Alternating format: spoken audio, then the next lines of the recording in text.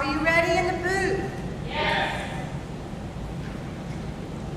Okay, announcing the insanity of Mary Gerard. Your time starts now.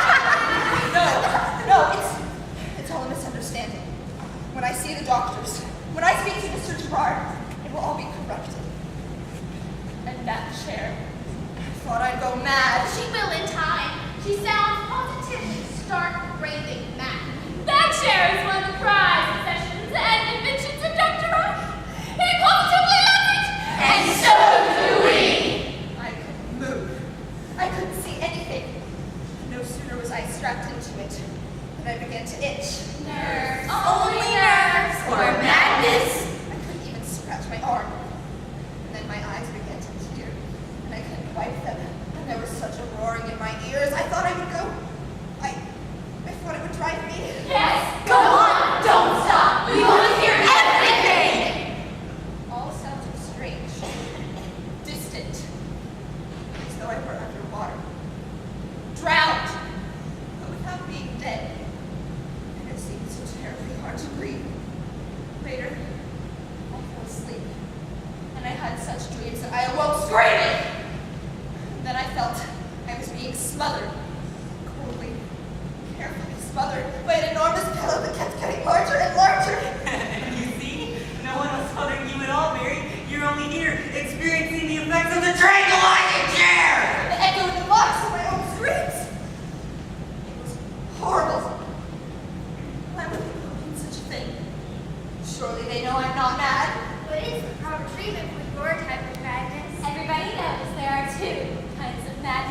torpid and the subject to excitation. Dr. Rush has invented 2 appliances to be used for the treatment of the mad. The gyrator, or revolving machine, that shakes them up. The other is the tranquilizing chair, for types like you.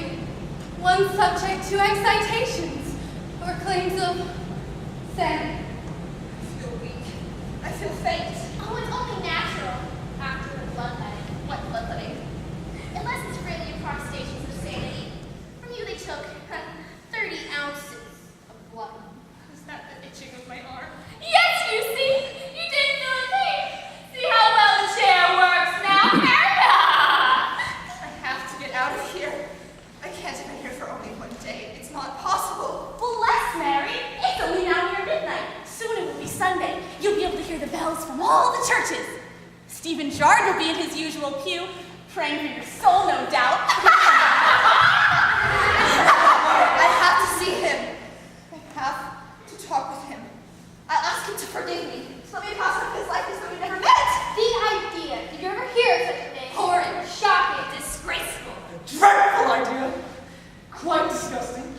For a married woman to have your husband, she must be mad. If you know anything about me, you know that my marriage was the worst thing that ever happened to me. Until this. The hussy! I must say, I'm shocked! And this, a woman legally bound to a man for 13 years? She sounds like a woman of the streets! A common whore! A bloody hellstart! A 10-penny slut! Dare you speak to me like that? I am Mrs. Stephen Gerard. I don't have to tolerate your taunts and jeers. Just get out. Get away from me and get out! Oh no, Mary, don't send us off. Or shut us out. I'm only trying to help you, Mary. To put mildly, what you're bound here tomorrow, only then it will be so very much worse. No one would dare talk to me in such a manner. They will, Mary. And worse. Much worse, Mary. The ones at the windows, the ones who come to aid you, to stare and point and laugh at the lunatics, to try and frighten them into fits. For convulsions. Or seizures of the most horrid kinds. No, I don't believe you. I don't believe that there are people like that. People who do things like that. It's cruel. People are like that. They're short of blood. Oh, she has so much to learn. Unless undervaluing the power of an accusing finger. The amusement people drive and the suffering of others. The superiority they feel when they see those less fortunate. They relish it, revel in it, and rejoice for it. No, it mustn't be allowed. I'll speak to someone about this. Speak to someone who hasn't been allowed to Lord. Wonderful. Mary, can't you see how large the windows were made? So people wouldn't have to stoop to see in. They'll not look at me. Not here. And besides, I'll be gone before they come. And if I'm not, I'll hide from them. I won't have them laughing at me. I couldn't stand it, I tell you. No. Poor Mary. If you hide, it'll make matters so much worse. The attendants will pull you out, chain you there where the manacles are, facing the windows. No, Mary. It's much better if you don't hide. You said you know all I want to know. If this is true, then tell me how to get out of here, please. We can only show you. Yes, show me, Mary. But first, you have to start at the beginning by seeing the water and the cells. I saw him this morning. You have He to wa- see him, for he's the beginning. And if you want to know the end, you have to begin at the start.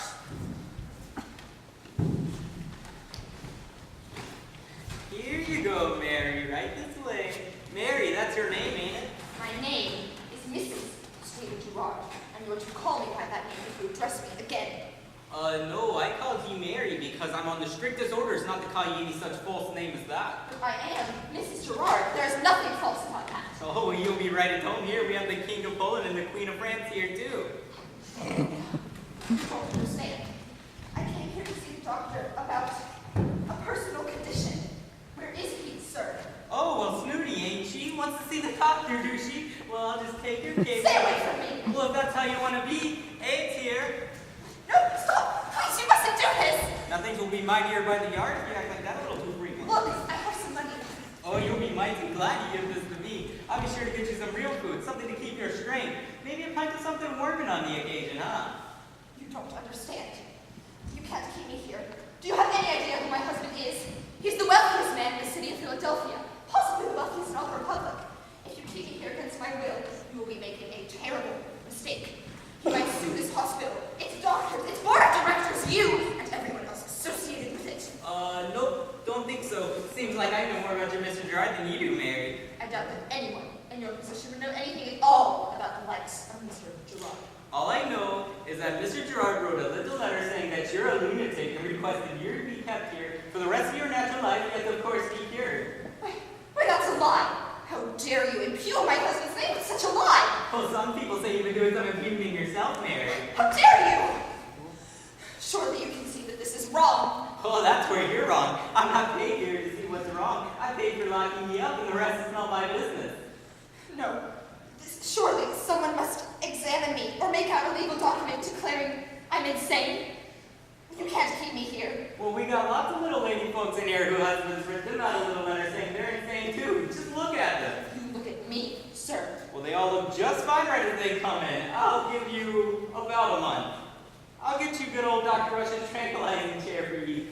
It will probably fix you up. I'll see you if it doesn't. Well, don't be upset, Mary. You can forget all about that one, Mary. It's in the past. No, I have to see someone. I have to talk with someone. When will you let me see someone? We will let you see anyone you choose, Mary. Just tell us who it is. Names and names. And instantly, you'll see them. I want to see my mother. Her mother? Oh, how funny. Little Mary wants to see her mother. Please let me see her. Madam, you sent for me. Mother, you've come for me. Of course I would come at the bidding of Mrs. Gerard. I could hardly do otherwise, could I? Although I cannot pretend to understand why you wanted me here. I need you, Mother. Need me, madam? You've never needed me very much, and I'm sure you not need me at all. You mustn't speak extravagantly. Surely there's nothing I can do for you, that you have the wherewithal to do much better than I. It isn't money that I need from you. I should think not. It is comfort that I need from you now. Comfort? You live in the very heart of comfort, madam. Never have I seen a house this fine, furnishings this rich. You must be quite happy here. What are you saying? This is not my house. Do not mock me, madam. Surely you can see that it is cold and damp and horrid here. I see only that when you married above your station, it brought you great rewards. I see also why you didn't want your family coming in here, traipsing dirt from workmen's feet across the polish of your fine wood floors. My family was not welcome here. Neither were my friends, and now I myself am not. I explained this to you whenever I visited you. You must have believed me.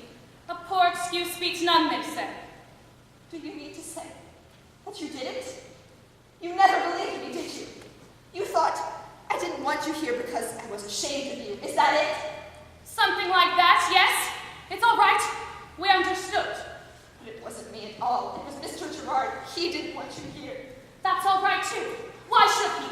We wasn't kin to him, and I won't listen to you berate Mr. Gerard. He was a prince to your father, an absolute prince. Kept him working on his ships as long as your father was alive. I will not listen to any bad words about Mr. Gerard. Mother, my husband abuses me. For shame you should give him cause, and double shame you should be brazen enough to tell it.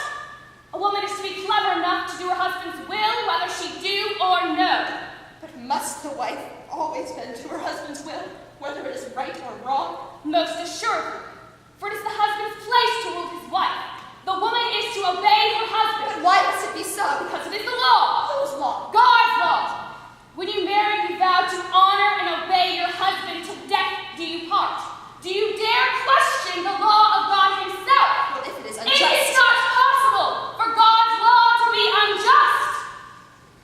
I asked you here because I have desperate news. I am with child. This is wonderful. No. Nothing in all the world can do more to please a childless man. Mr. Gerard must be overjoyed. You mean he's not? I haven't told him. But you must at once. I cannot. What do you mean you not? I fear what he may do to me. Do to you?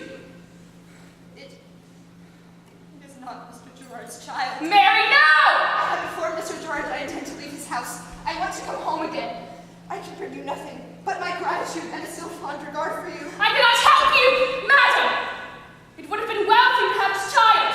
Don't you think I have tried to have children by him? All I know is that you have stupidly jeopardized not only your own welfare, but everything else as well. If Mr. Gerard repudiates you, so must I. If Mr. Gerard repudiates you, Mother! so must I. No! No! Don't leave me! Mother, please don't leave me! She didn't even see me here. She thought I was mistress of my house, but I wasn't. And you never were. Were you, Mary? What? No! No, you cheated me.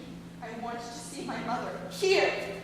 Did you think, Mary? Did you suppose that it would make the slightest bit of difference?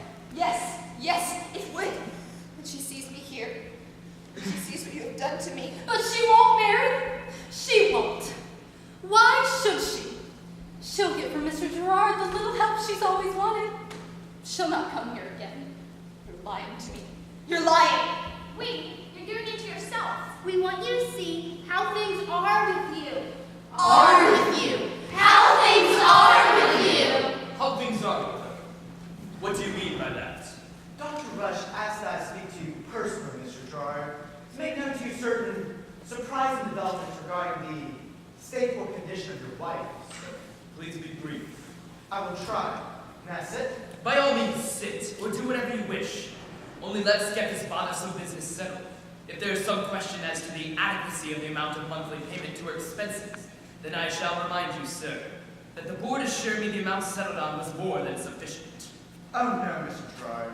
It is not a question of, it's not a financial matter here, but rather one concerning your wife's mental and physical condition. Please be brief. Mr. Gerard, your wife is with child. Yes, Do you mean, sir, that you've been cognizant of that fact? I have. And we're so aware when you had her brought to us. Yes, sir, I was. And yet you brought her to us to be confined with the mentally insane. My wife, sir, is insane. Mr. Gerard. I said she's insane. But as she is a child. That is a fact I wish you and the other members of the board to disregard. Whether she is, as you say, with child or not, need be no concern of yours. I myself have chosen of my own free will to ignore it. I suggest you do likewise. Sir, I'm amazed. I have just told you that your wife is going to be born of your child. A child you seem determined will be gestated in a madhouse, and yet you advise me to ignore it? Precisely. Mr. Gerard, do not permit me to leave your wife in these conditions. I see. Perhaps this will be sufficient. Mr. Gerard, it's not a question of costs. Is that fact? It is, sir. Come. I am a loyal and an active supporter of our new republic, and I am a businessman. In both capacities, it has been my experience that everything in life is a question of money. I have found no love, no fact, and no friendship that cannot be altered by a tidy enough sum of money. Surely you can't believe that, Mr. Gerard. Believe it? I know it. It is fact. I have staked my career upon it. And as you can see, I have prospered. Look here. $3,000, but this is made out. To you, sir. That is payment in advance, which I hope you will be gracious enough to accept from me. As to the Board of Trustees, tell them that upon my death, I shall bequeath the Pennsylvania Hospital no less a sum than 10 times the amount written there. I don't know what to say. Answer only this. Can it be done? Yes. Good. I trust you know your way out. But, sir, Sir, what of the child? that is no concern of mine. I would not have any child of mine who are in such conditions for all the money in the world. And I can assure you, sir, neither would I. Do you mean to say? I bid you good day, sir. Mr. Phillips. Sir. Mr. Phillips, no, please don't go. Please don't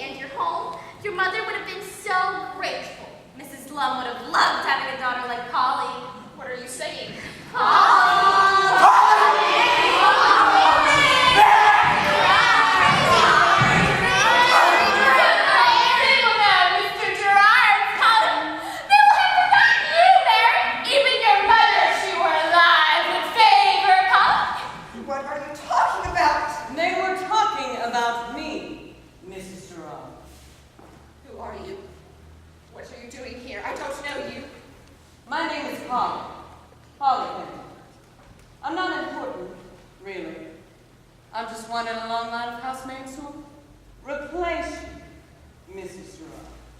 And you admit that to my face. Again, I'm not important. Really. I'm just one in a long line of girls and women that he will turn to. Has turned to already. But you know that. Yes, I know it. I know that slut, Sally Bickham. He brought her into my house, called her his housekeeper, and he tried to keep me out of town so I couldn't see that she'd taken over my room. And you are just like her, I suppose. In a way, just like it. And I'm sure there will be others. Well, I'm sure there will be. And so you're a whore, just like the rest of them. I'm his housekeeper, Mrs. Gerard. The difference is that I will be longer lasting and more successful than the rest. He will even come to care for me a little bit, as much as he is able to care for a woman anyways. I don't believe you. Well, I have no reason to lie to you, Mrs. Gerard. Why didn't he care for me? In the beginning, he did. You should have had his child. But it wasn't my fault we couldn't have children. Oh, I thought it was. And I knew he blamed me. For sometimes, as I was sewing, I'd feel as if an icy draft of wind had pierced me. And I would look up to see him there, staring at me. Only that. Only staring. And I hated to be around him, for I knew that he felt I had cheated him out of the sun. You seem as though you wanted him to care for you. Is that so strange? It isn't practical. You should have known what you could get and what you could not. You should have known what he expected, and in return seen to it that you gave it to him. His affection was all I wanted. But he had none to give. Wealth is what he had to give you. That was nothing to me. Nothing. You should have had a child. Then the bargain would have been completed. If you would have had a child, even if it was not his, he would have thought it his. And the bargain would have been complete. You would have won his affection. Must it be like a business All transaction? relationships are. Everyone expects to get something for what they are giving. And if you misjudge the stakes or barter foolishly, offer what you cannot give and take what you do not want, then the relationship won't last. Or else, what is far worse, the relationship will last a long time with each bitterly believing that he was cheated, but too afraid to admit it, even to himself. But you've not had his children, have you? Of course not! A man expects his wife to bear his children, and his mistress to bear none. And yet you've won his affection. By not even wanting it. I've always been honest with him. When he was a little boy, his mother went insane. He saw that you, which closed him off from her. The more outrageously you tried to gain his sympathy and affection, the more he turned away in loathing. Your behavior has made him come to hate you. Has he said this to you? I can tell you his words exactly. I hate her like the devil, and I know it with pleasure that this feeling increases daily. No, he wouldn't say that. He wouldn't feel that. True. What intolerable wrong did I do? You were not sensible. You see, it is never sensible to expect a man to tolerate or to believe in the dreams of his wife. Oh, we got us some cures for dreamers here, Mary. Dr. Rush's special pair of dreamers, Mary. I see bats in the winter. Splinters under the thumbnails. A white hot iron was sold to the feet for sanity. Bring him to me. We don't know who you mean. Bring him Oh. now into this cell. Oh, no. No, Mary.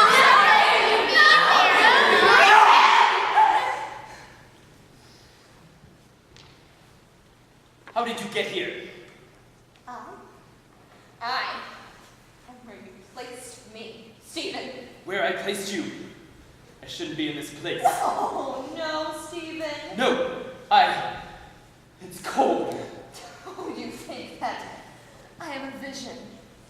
course not. No. Is it true as they say that the child is that of Mary Gerard's? The child's origin is of no importance, Miss Hatcher. You and Mr. Hatcher shall receive the said sum for nursing the child, just as you have with all the other children in the past. Yes, Mr. Phillips. I do appreciate you calling on me again. My health is ever so much better now than it used to be. The past is past, Miss Hatcher. Oh, such a pretty little baby. And a girl. What is her name? Her name is Mary. Call her whatever you wish. It is immaterial. Oh, I shall take good care of this one, Mr. Phillips. There will be no repeats of my old mistakes. My health is ever so much better now. I told you not to speak of the past, Miss Hatcher, and both for your sake and for the sake of the hospital, it is best if you keep hidden from your neighbors the source from which you received this child. Oh, I shall love having her. I'm truly grateful. I've never had a little girl before. I think I'll call you Rose. Rose is my name, you see, and you'll be my little girl. Miss Hatcher. Miss Hatcher. Yes, Mr. Phillips. Miss Hatcher, I would caution you from becoming too fond of this child, as it is, after all, a child born under unpropitious circumstances. What do you mean, Mr. Phillips? I am asking you to treat the child as though it were any other child. Oh, I will, sir. Yes, well, good. Yes, I would have you treat the child as though it were a normal child. It is a normal child, isn't it, Mr. Phillips? Oh, I didn't mean to alarm you, Miss Hatcher. The child seems normal, doesn't it? Requires all the care and attention any other child would require. If there is one difference. What difference? Tell me, please. No, please. Please don't do this. The child's mother is impatient among the insane. Oh, no. This child should born by and among those possessed by devils. God preserve us. The cradle will rock. When the bough breaks, the cradle will fall, and down will come baby, cradle and all. Beyond the treetops, when the wind blows, the cradle will rock. When the bough breaks, the cradle will fall, and down will come baby, cradle and all. Is that what I am to you? When we met, I was 16. Servant, carrying water through the streets. I laughed at everything then, and I was happy, without even knowing it. Do you remember that girl, Stephen? She does not exist, madam. No! No, we destroyed her, you and I. Destroyed her utterly. But didn't you ever love her? She was pretty. People noticed her. She was innocent, a trait few women have. Innocent! And then she married you. And she thought she had gained the whole world, when in reality she gained only this little room. She had everything she should have wanted. The cost was too great. It cost her nothing. Nothing? What is the value of nothing, Mr. Gerard? What is its price? Can you estimate the enormity of nothing? I can tell you it is beyond calculation. I was prepared to give you everything, but you wanted only nothing. You had everything a woman could reasonably have wanted. And what good is that reason without some little affection? If you wanted affection, you should have told me, rather than making a public display of yourself. Stephen, I made no attempt to hide my behavior from you. You differed in only one way. I didn't bring my lovers under your roof. You cannot fault me for that. I always maintained a respect for you and a regard for your feelings and your pride. Perhaps I should not have done the things I did, but in that I am not alone. Don't lock me up in this poor house, Stephen. Send me away. Lock me in a room and allow me there to suffer my conscience and dream my dreams alone. Alone? A seclusive wife pleases no one. You failed to be a dutiful wife to me. When I found you, you were a peasant. Your mother still remains one. When I found you, I had hoped you would realize who you would have become in becoming my wife. I had hoped you would rise above your origins sufficiently to modify an overly tolerant nature. You see, it is well known that the wife of Stephen Gerard converses indiscriminately with persons of no consequence, as readily as she does with people of some social standing. In these ways and others, you have failed me. You're right. In these ways, I have failed you, Stephen. If only you could— No! I can make your life a hell on earth, madam. When I was childless, you blamed me. I too thought I was barren. And you cannot put life in me because you have none in your own. It is not my child that is loathsome to you, sir, but the freedom of my mind and my love of life itself. May God have pity on your soul. God, I will pray to any possible God to ensure that you endure a hell on earth.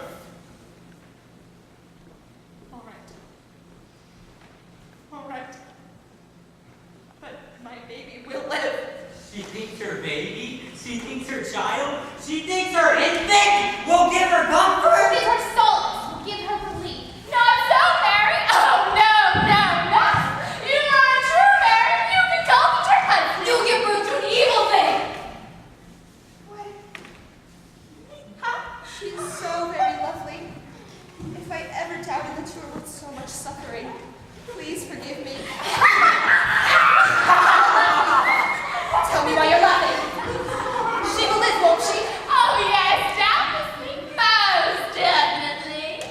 And she will be happy. Tell me she will be happy. Most certainly. Decidedly quite as happy as she could be. Most decidedly happy. Good. Then I shall live for that if you will promise it to me. Oh, yes, Mary. We can do that. The question is, however, how long? How long? It will not be a longish life. What? Will she die young? Yes, she will. Quite young. Will she live 20 years? 10 years? Surely 10. 5, a little 5. Yes, Mary. Yes, indeed. You've hit on it.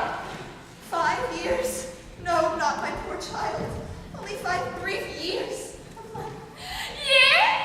Oh, wrong. We say nothing about years. But you just now said 5 Months, Mary. Yes, 5. 5 months. No, no, not my little ones. 5 months is quite enough. And then a burial in an unmarked grave. That's what we call it, Mary. Buried in an unmarked grave here on the hospital grounds. You'll never leave these walls, Mary. And no services, no.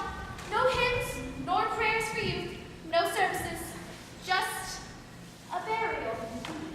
Good. If God has any mercy, it will be soon. How long? 10. We couldn't just say, Oh no, you'll have to guess. A year. so short a time, heavens no. 2 years. 3. 5. Yes, 5 is right again. So clever is our Mary. 5 and 20. 20 more, Mary. 20 years. Yeah. No, I couldn't stand it. Well, most of it will be there, in the chair, the restraining chair, bound down like the evil thing you are. No, I don't believe you. I can't. God, if you can hear me, please help. Please. He made you beautiful, God did, and you made the mistake of believing in your own beauty. It's played you a devilish trick. It's when you're doing, and you're undoing. God, please listen to me. I love it when she prays to dark corners and damp walls. Two empty spaces between the stars. If she could see any stars, can you see stars, Mary? No. It always happens after long confinement in dark places. God, where are you?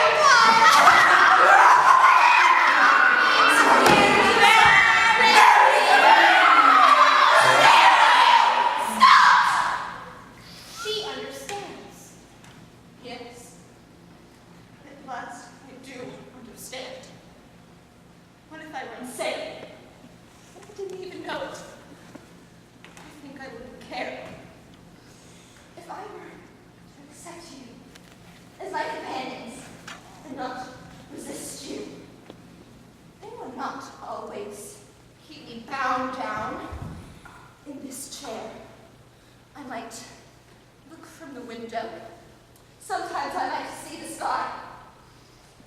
smell the air, and I would give birth to my poor, pitiful child. Is this true? Certainly, Mary. And if I were to prefer this world, with all of its poverty, solitude, and deprivation, to the world of those such as him, Mr. Stephen Gerard, that would stand as proof that I'm insane, would it not? Yes, Mary. Certainly, Of course. And if I am not mad already, I soon shall be. Let them come to the windows. Let them point and laugh at me. I will give them the show they expect. I will give them the respect that they warrant and deserve. I will greet them with words which are obscene and gestures which are vulgar. And I will look them boldly in the eyes to spit on them from the depths of a well hatred. And it shall be no capitulation or surrender